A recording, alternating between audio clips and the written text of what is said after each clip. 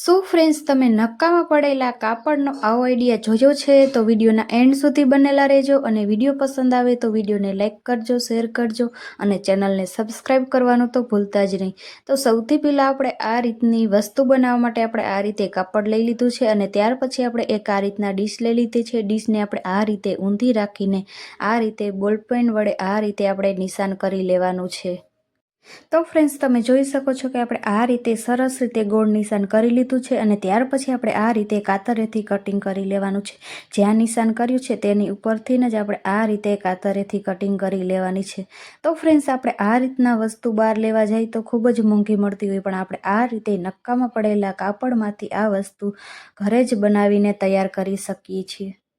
તો ફ્રેન્ડ્સ તમને આઈડિયા જરા પણ યુઝફુલ લાગે તો ચેનલને સબસ્ક્રાઈબ કરજો અને તમારા ફ્રેન્ડ્સ અને ફેમિલી મેમ્બરને જરૂર શેર કરજો. તો તમે જોઈ શકો છો કે આપણે આ રીતે ગોળ કાતરેથી કટિંગ સરસ રીતે કરી લીધું છે અને ત્યાર પછી આપણે આ રીતના ઉપરનો જે પટ્ટો છે તે પણ આપણે આ રીતે કાતરેથી કટ કરી લેવાનો છે. આ રીતે આપણે આખો પટ્ટો છે તે કાતરેથી કટ કરી લેવાનો છે.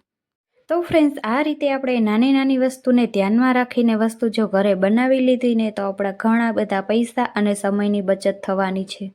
તો ફ્રેન્ડ્સ આ રીતના નક્કામાં કપડાં તો બધાના ઘરમાં પડ્યા જ હોય અને નક્કામાં પડેલા કપડામાંથી જ આ વસ્તુ આપણે ઘરે બનાવીને તૈયાર કરી શકીએ છીએ. તો તમે જોઈ શકો છો કે આપણે આ રીતે પટ્ટો છે તે આ રીતે કટિંગ કરી લીધો છે.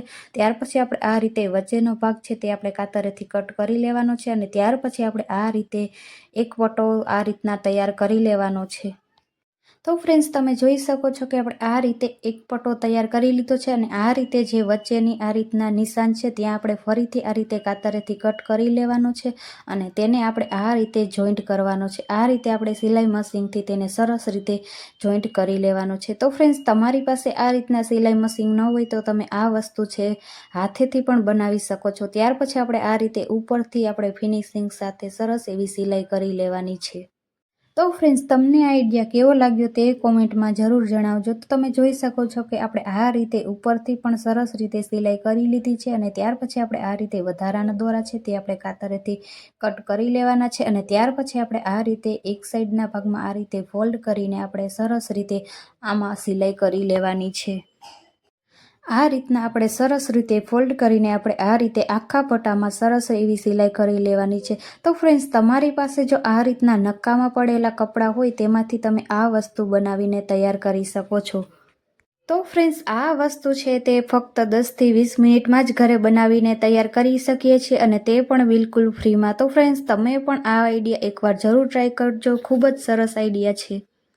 તો ફ્રેન્ડ્સ આ રીતની વસ્તુ આપણે બહાર લેવા જઈએ તો ખૂબ જ મોંઘી મળતી હોય, પણ આપણે આ રીતે નક્કામાં પડેલા કાપડમાંથી આ વસ્તુ બનાવીને તૈયાર કરી શકીએ છીએ. તો તમે જોઈ શકો છો કે આપણે આ રીતે સરસ રીતે આ રીતે ફોલ્ડ કરતા જઈને આ રીતે આખા પટ્ટામાં આપણે આ રીતે સિલાઈ કરી લીધી છે.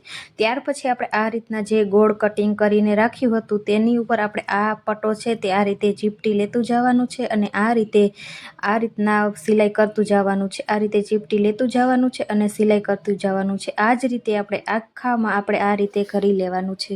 તો ફ્રેન્ડ્સ આ વસ્તુ જો આપણે ઘરે બનાવી લીધી ને તો જોતા લાગશે જ નહીં કે આ વસ્તુ આપણે ઘરે બનાવીને તૈયાર કરી હશે કે બહારથી લઈ આવ્યા હશું.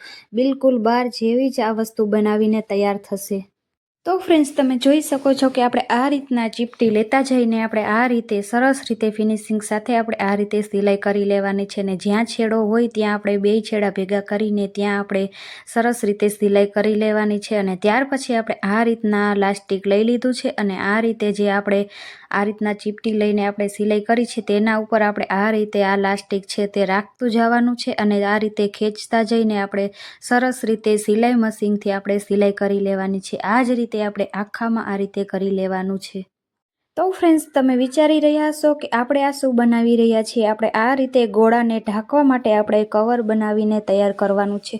તો ફ્રેન્ડ્સ તમે જોઈ શકો છો આપણે આ રીતના ગોળા ખરીદતા હોય તેના ઢાંકણ છે તે આ રીતના સરખા નથી હોતા અને આ રીતના ઢાંકણ ખુલ્લા હોય તો તેમાં ધૂળ અને એવું જાતું હોય, તેના માટે આપણે આ રીતે નક્કામાં પડેલા કપડામાંથી આપણે ગોળાને ઢાંકવા માટેનું કવર બનાવીને તૈયાર કર્યું છે.